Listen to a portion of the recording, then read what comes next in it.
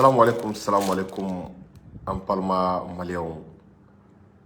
An b'aw fo k'aw barikada a balimakɛ ni aw denkɛ don Amara Sila Jules Chercheur. Ka ɲini aw fɛ a bɛɛ ka thé Ashura min, c'est le meilleur thé au Mali. A y'a min a k'a kɔrɔbɔ a ka galon bɔnda. Donc n'o k'a sɔrɔ mɔgɔw bɛ yan n bɛna les révélations baden de kɛ aw ye. Est-ce que vous voyez? Janfa yɛrɛ de bɛ Mali kama. MINUSMA a bɛ ka intervention armée dɔ a bɛ ka o de préparer Mali kama. A bɛ ka intervention armée préparer Mali kama cogo jumɛn na? N bɛna dalilu bɔ ka da aw tulo kan. Faux rapport minnu bɛ ka kɛ faux rapport ninnu a bɛna a kun faamu sisan. Est-ce que vous voyez? C'est-à-dire an yɛrɛ nɔ bɛ ko in na, ko dɔw bɛ k'an sɔrɔ an nɔ b'a la quoi. An nɔ b'a la. N bɛna révélation baden. MINUSMA yɛrɛ tɛrɛ mission de maintien de la paix yɛrɛ ye fɛn sugu jumɛn de ye? A ye dégâts minnu kɛ diɲɛ kɔnɔ. N bɛna da aw tulo kan. N balima a ye vidéo in partagé walahi révélation bɛ yen. Ils sont en train de préparer la MINUSMA une intervention militaire. Donc, il faut que prétexte ani moyen de ɲini an bɛna an da don o la ka Libi cira scénario minnu na a tɔgɔ bɔtɔ filɛ n kɔnɔ u ye Rwanda ninnu ci scénario minnu na. Récemment u tun bɛna taa ɲɔgɔn kɛ Syrie Ala y'o tiɲɛ u bolo. U ye Irak ci scénario n bɛna don a bɛɛ détail la. Mais min ɲini aw fɛ dɔrɔn a ye partage kɛ MINUSMA man kan ka tile kelen siya. N'u ye tile kelen siya ni min bɔra la a tɛ dogo maliyɛnw na quoi. Est-ce que vous voyez? Parce que anw ɲɛ bɛ min na. Non, c'est pas possible. N bɛna don détail la ka secret d'aw ma. Je vous demande maintenant de partager a ye vidéo a ye cœur bila a ka chaîne cɛ. A ye cœur bila parce que kabini bɛ MINUSMA tɔgɔ fɔ dɔrɔn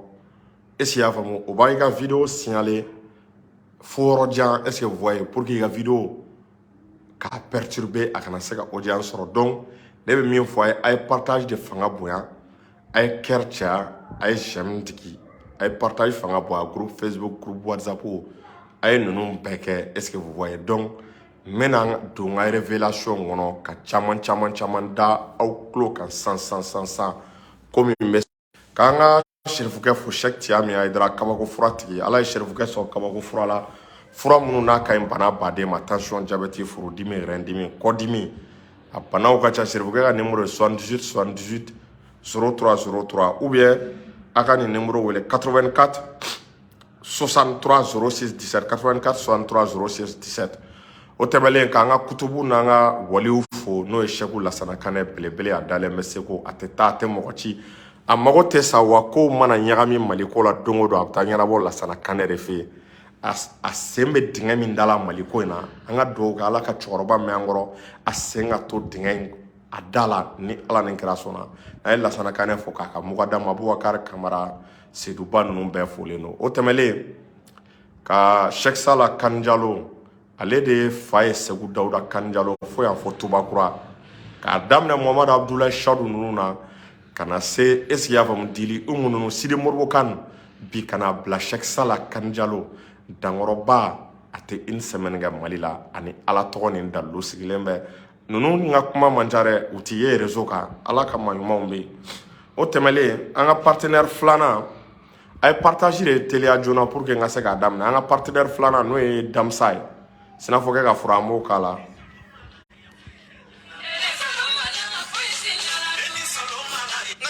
A ye partage augmenté.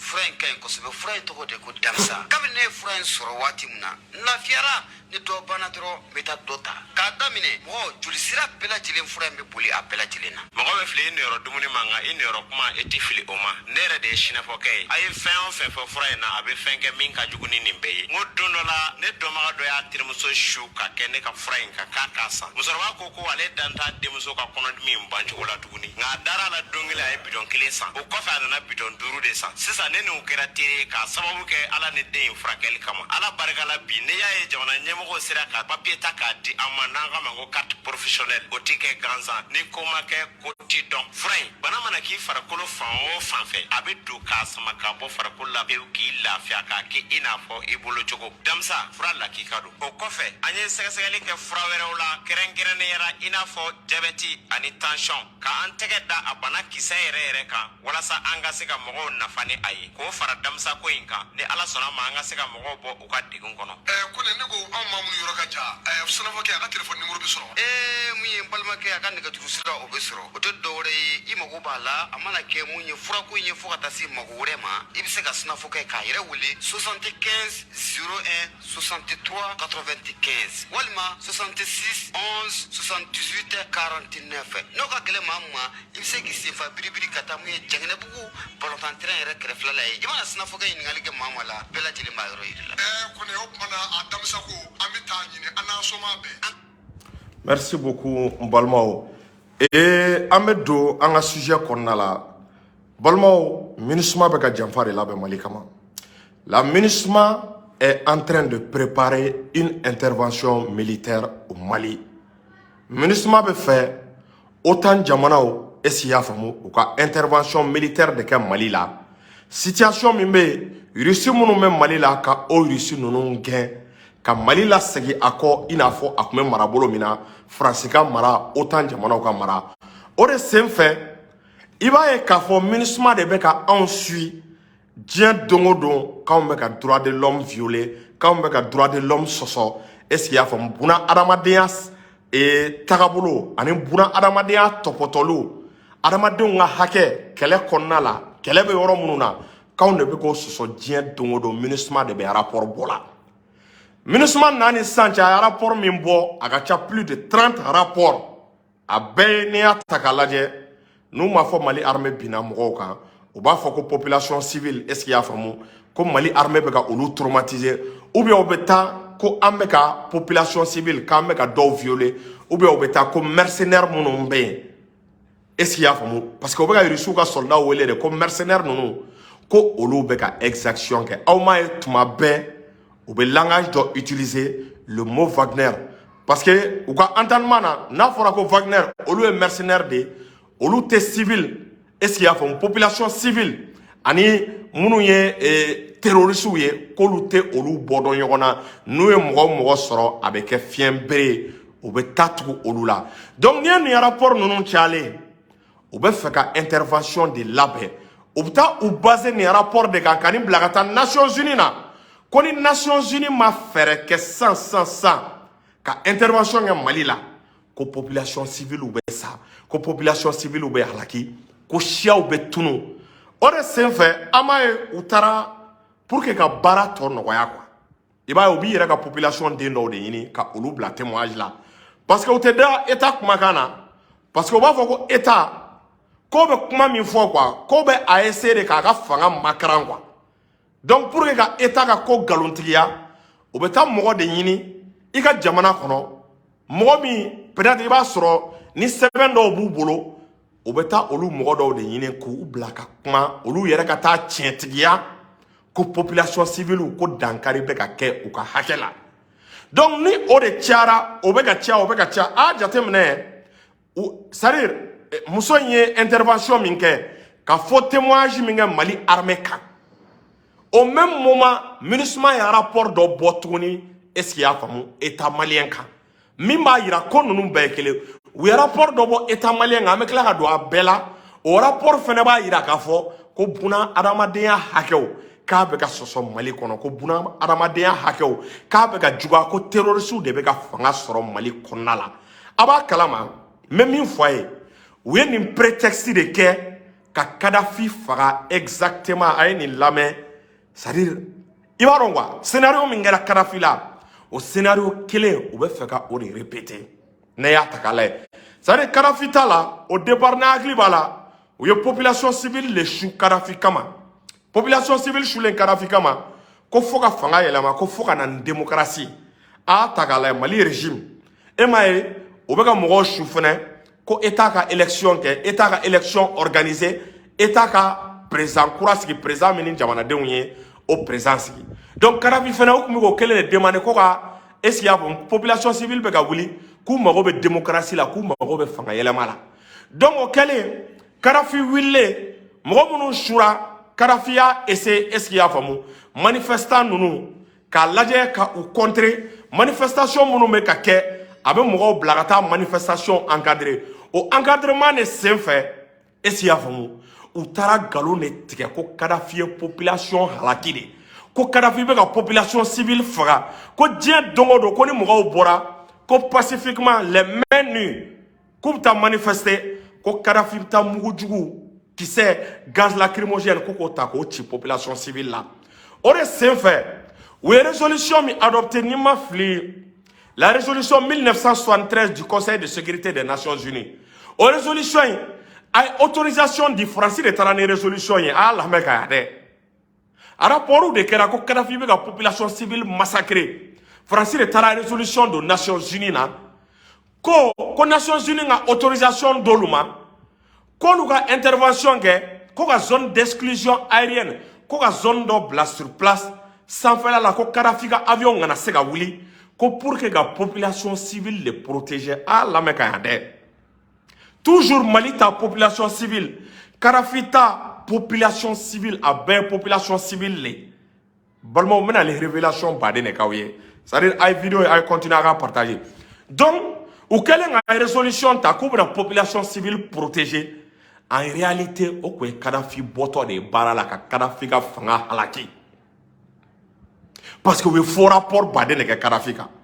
Otemele ibena aye ka fo Côte d'Ivoire tuguni. Alassane nim Gbagbo ka crise la ni ataka laje. Utara ko Gbagbo fene be ka population civile faga e ma ye Gbagbo tara CPI la ore kama. Ko Gbagbo be ka population civile faga, ko Gbagbo be ka population civile ou shilatunu, ka be ka shia do shilatunu, ou ye Gbagbo mena ka tani Gbagbo CPI la est-ce qu'il y a famu. Mais Francis tara ni galonjugo min tigɛ ka da Gbagbo ka fanga la dɛ u ye rapport de bɔ nin na k'a ci ONU na ko ONU ka yamaruya di Faransi force licorne min bɛ yen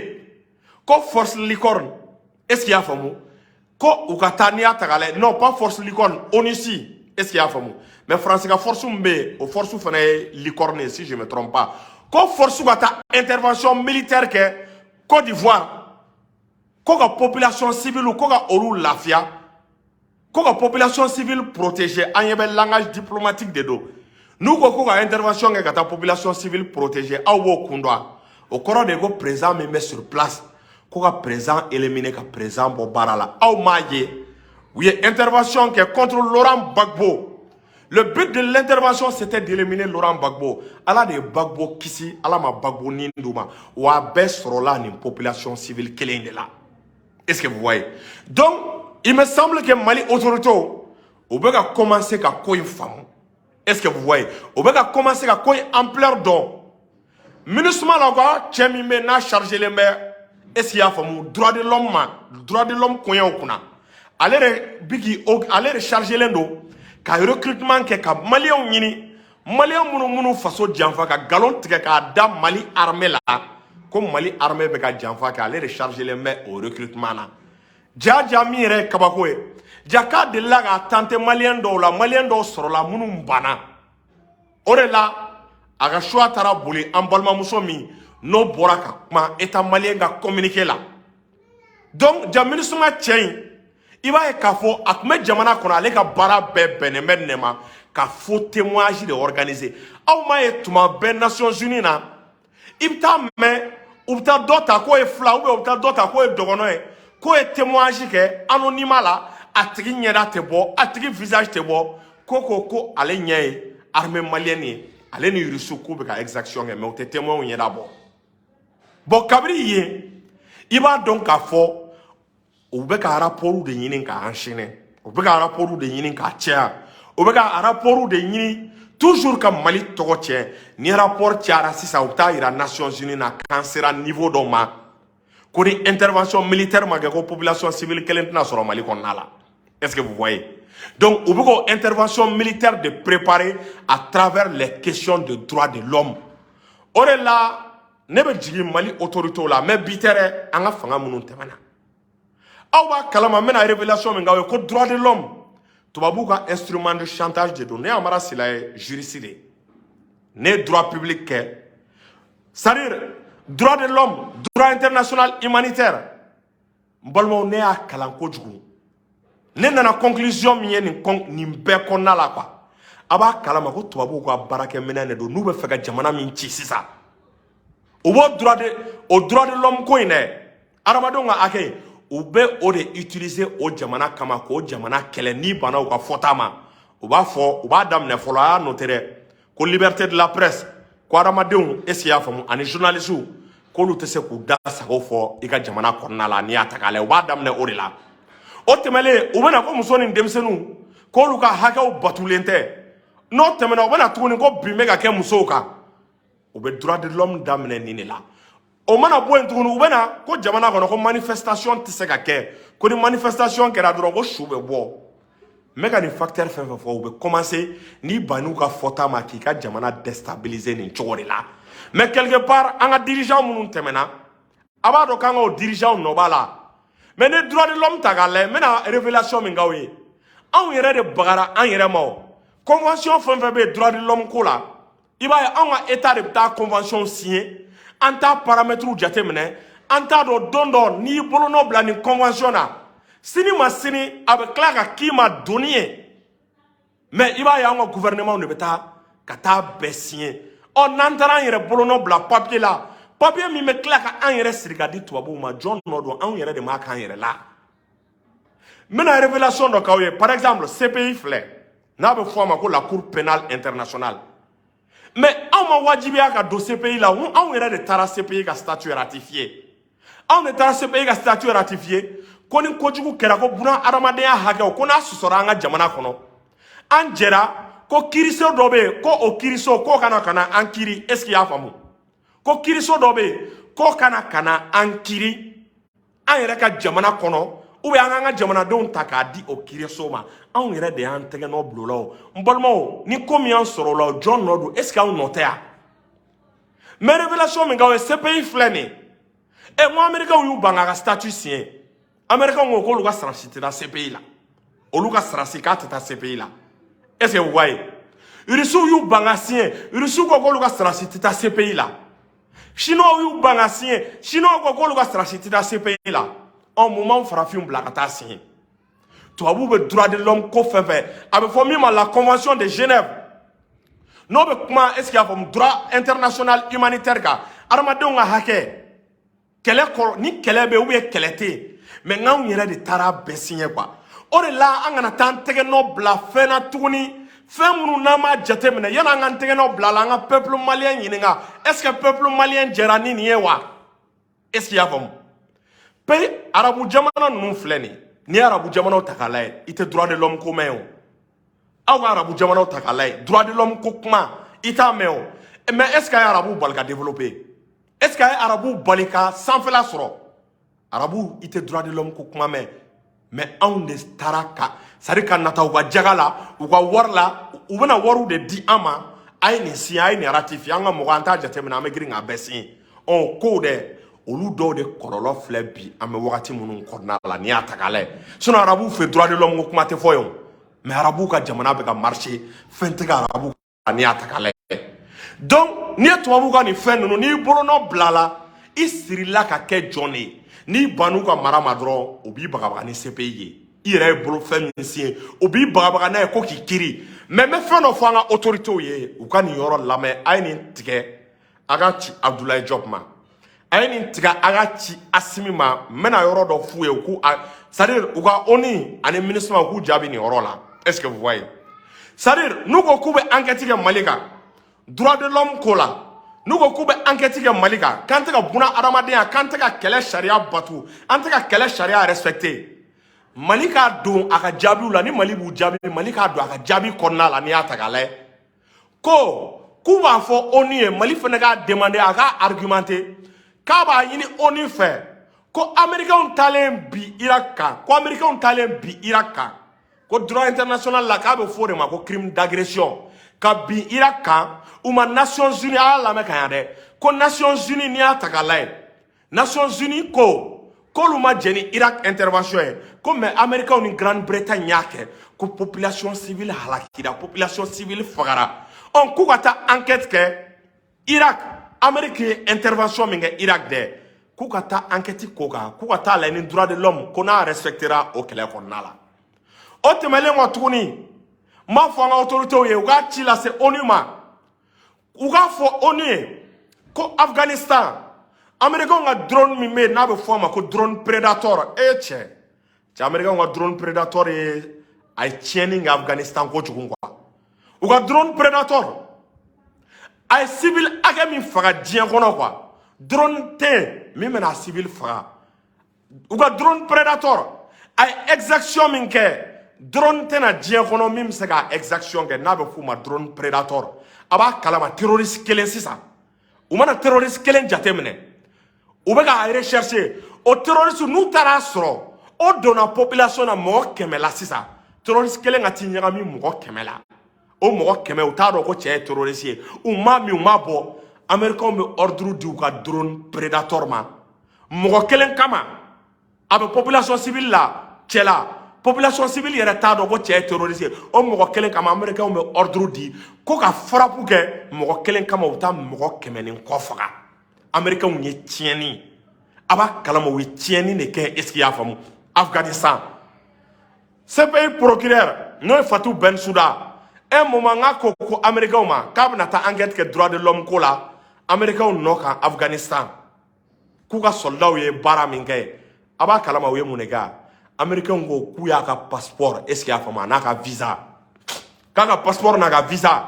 k'u b'a bɛɛ minɛ la a b'a kalama u y'a interdit a ka taa ONU na u ye tile damadɔ kɛ ka Fatou Bensouda u y'a ka passeport u y'o minɛ u y'a jɛ visa la aw ka diɲɛ la diɲɛ rapport de force de Américains ye dégâts min kɛ fo ka dugukolo meleke Mali armée tɛ o kɛ Mali armée tɛna surunya k'o kɛ donc k'an ka mɔgɔw ka demander ONU fɛ ko yan'u k'a fɔ k'u bɛ anw tɔɔrɔ enquête la u ka taa enquête kɛ Américains nɔ kan Irak u ka taa enquête kɛ Américains nɔ kan Afghanistan u ka taa enquête kɛ u ka taa enquête kɛ France ka responsabilité est-ce qu'il y a faamu génocide rwandais la génocide rwandais k'u ka taa enquête kɛ France ka responsabilité kan u ka nin don u ka jaabi a fɔ Abdoulaye Diop ye u ka nin don u ka jaabi kɔnɔna la parce que question de droit de l'homme ko mais min fɔ a ye tiɲɛ t'a la ne y'a kalan de kɛ m'a dɔn je sais de quoi je parle tiɲɛ t'a la a kɛlen bɛ instrument de chantage de mais jamana damadɔw cité aw ye i tɛ droit de l'homme ko i t'a problème wuli a ye taa Chine a ye taa pays arabuw fɛ yen a ye taa Russiw fɛ yen a ye taa Cubains fɛ yen don o don olu tulokɔrɔla tɛ tɔɔrɔ ko droit de l'homme ko dan b'a yɛrɛ ye o n'u na convention kirikaraw nana olu tɛ u bolonɔ bila la n'u taara k'u b'a manamana kow kɛ olu tɛ jɛn ni a ye il est temps an ka génération min bɛna ale Abdoulaye Diop an ka diplomate minnu bɛ yen an kana an tɛgɛ bila traité wɛrɛ la tuguni n'an tɛ min conséquence dɔn an kana an tɛgɛ bila traité la n'an mana peuple malien ɲininka peuple malien est-ce que aw jɛra n'a ye aw sɔnna an k'an bolonɔ bila sɛbɛn na an bolonɔ bilalen sɛbɛnw na dɛ olu de bɛ ka tila ka taa kɛ an ma problème ye olu de bɛ ka tila ka taa kɛ an ma est-ce que y'a faamu degun ye an bɛ wagati min kɔnɔna la e m'a ye MINUSMA Mali gouvernement u jaabi u ye faux rapport dɔ kɛ an kan o faux rapport la u bɛ ka t'u kanto ko la zone des 3 frontières n'o ye TCT ko TCT la zone des 3 frontières est-ce que y'a faamu ko exaction bɛ ka kɛ yen ko France kɛlen k'i kɔ don TCT ko violence juguyara est-ce que y'a faamu ko exaction bɛ ka kɛ yen ko parce que ko jamanaw de tun bɛ k'u tɛgɛ di ɲɔgɔn ma ko pour que la zone des 3 frontières sécurisée Mali gouvernement o jaabi Mali gouvernement ko nkalon don ko nkalon denbatigi don ko kabiri France ma taa ko ne TCT ta k'a lajɛ ko collaboration tun tɛ force ni ɲɔgɔn cɛ ja G5 Sahel ko tun ye nkalon de ye n balimaw n bɛna nin révélation k'aw ye Mali gouvernement ko G5 Sahel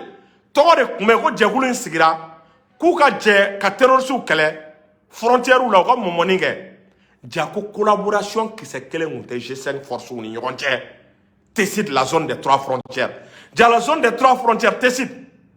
ja patrouille commune tun tɛ kɛ Mali armée ni France armée Burkina armée Mauritanie armée ja collaboration kisɛ kelen tun tɛ kɛ kunun de ou bien disons kunasini Mali rapport Mali attends anga état a kelen nga MINUSMA jabe a rapport là olu de bora ni nkundo olu de bora ni révélation jaja an wati la ko G5 Sahel an farale men yogon nga ko ka jega terroriste kele ja faran yogon nga ngunte tien galo ne kumbala ja armée o yera kunte kele ga yogon fait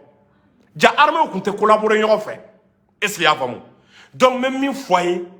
il va e kafo MINUSMA nunu ou ka bara te dore ka continuer ni enquête kolon nunu na ka ni force enquête nunu ke c'est dans le but de préparer une intervention militaire à la force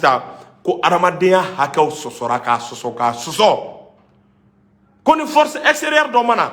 ko Mali armée ka tena population civile atena o respecter dongo do abena dangaru la donc ou ben fort rapport de ke katana e onina bon andou me contexte min kodna la c'est un contexte très particulier ni a tagalay est-ce qu'il y a famu o be ka essayer kuba nga partenaire ou togotien kani Wagner de be ka barake orona wa kuna fondi sebe no be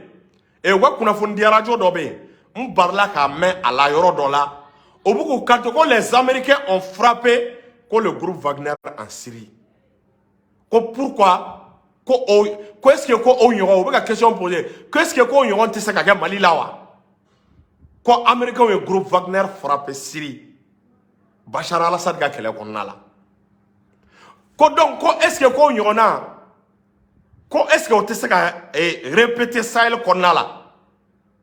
balma on net babu ye kanin kuma fo o ba yira o be ka fendo de préparer jijukoro o be ka fendo de labé ka nga population ou mako be prévoir la o be ka prévoir de farayonga yoro ma wakli jiga akli be gosita la o ma mo fa ga bla dinga ko na ga keto aya keto Uma mo fa ku bla dinga jugu kono ka kila ka ta o galon ta ka danga armée malienne na a be ku emune ka prévu de yini pour que ka intervention militaire préparée Mali kama donc ka dam ne gosila est-ce qu'il y a famu kana ni rapport nununa chaque 3 mois be rapport trimestriel ou ke ou be malien blaga faux témoignage ou ke donc en sera niveau do mani Mali be fa ka lafia sisa comme MINUSMA na fara a rapport ou là a un rapport kedabla mbalmo angana 3 mois di MINUSMA manama MINUSMA gen ni MINUSMA turanga jamana kono banga jamana chi ni MINUSMA turanga jamana kono banga jamana ke zone tampon ni MINUSMA turanga jamana konna la libi tira chogom na we Mali chite ante ala de la re ni MINUSMA turanga jamana kono guerre civile be wuli shia ko kele be wuli ni MINUSMA turanga jamana kono Mali jamana be kla bol kuma don kaw san senkadiye prévu ni indici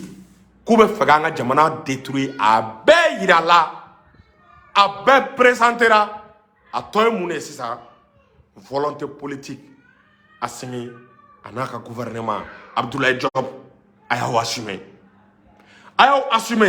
angana so Alassane Gbagbo miye olu soro uga tana yokonga Mali so. Le moment est venu vraiment de chasser la MINUSMA. En cas représentant, en méga ou gay ou tadabla. Ali sini MINUSMA mo rebe na soro mi meni yondo kana wallahi. Sini ngene e bina MINUSMA représentant wore mi mena ni yondo kana. C'est-à-dire maintien de la paix quoi. Galo ne ba konna la. Wartare do saratare do mais en réalité kelete. Aw ni alache. Armée munu uga technique ou tekele. Armée munu ma formation kelenge armée munu ni atagale ou te nyoronga kame ko lu kana fara nyoronga ko ka terroriste kele ka population civile protéger jamana kono atseka ke beba don pour que armée ka ke efficace kele konna la fu ka deli ka bara ke nyoron fe on est MINUSMA tagale a force nunu mo te mino MINUSMA la américain bala MINUSMA la chinois bala MINUSMA la russe bala MINUSMA la français ou bala européen ou bala aw ni alache Amérique ni Russie olu be se ka fara ɲɔgɔn kan cogo jumɛn k'olu ka kɛlɛ kɛ jamana dɔ kɔnɔna la a tɛ se ka kɛ sa a tɛ marcher a tɛ passer donc balimaw ni ne dalilu ye